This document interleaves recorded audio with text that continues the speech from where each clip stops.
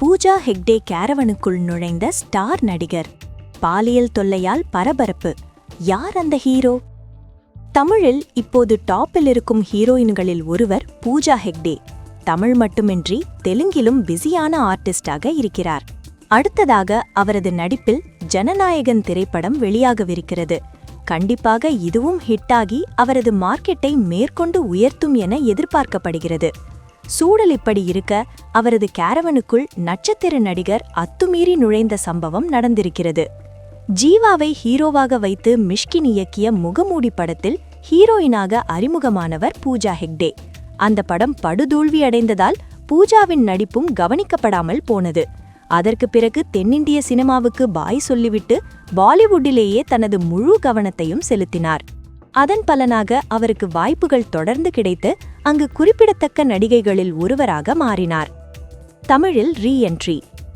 இடையே தெலுங்கில் அல்லு அர்ஜுனுக்கு ஜோடியாகவெல்லாம் நடித்துக் கொண்டிருந்தார்.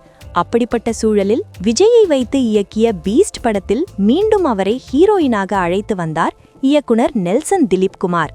பூஜாவின் ராசியோ என்னவோ, ரீஎன்ட்ரி கொடுத்த படமும் தோல்விதான்.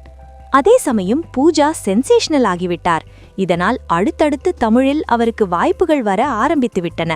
அந்த வகையில் சூர்யாவுக்கு ஜோடியாக ரெட்ரோ படத்தில் நடித்தார். கூலி படத்தில் மோனிகா பாடலுக்கு நடனமாடினார்.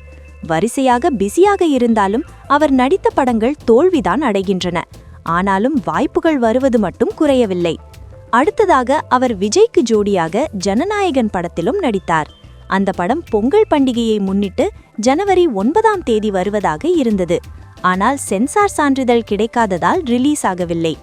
இந்நிலையில் பூஜா ஹெக்டே சமீபத்தில் அளித்த பேட்டி ஒன்று சோஷியல் மீடியாக்களில் சென்சேஷனல் ஆகியிருக்கிறது.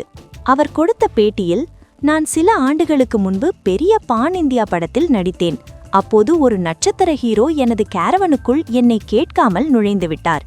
நுழைந்தது மட்டுமில்லாமல் அத்துமீறி என்னை தொடவும் முயன்றார். நான் உடனே கோபமாகி அவரை அறைந்து விட்டேன். அதற்கு பிறகு அந்த ஹீரோ என்னுடன் பணியாற்றவில்லை என்றார். பூஜா ஹெக்டேவின் இந்த பேட்டி பெரிய பரபரப்பை ஏற்படுத்தியுள்ளது. அவர் ஹீரோவின் பெயரை குறிப்பிடாமல் பான் இந்தியா ஹீரோ என்று சொல்லியிருப்பதால் யார் அந்த ஹீரோவாக இருப்பார் என ரசிகர்கள் தேடுதல் வேட்டையில் இறங்கிவிட்டார்கள்.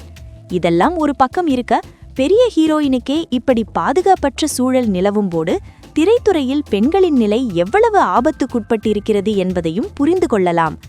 எப்போதுதான் இந்த நிலைமை மாறுமோ தெரியவில்லை.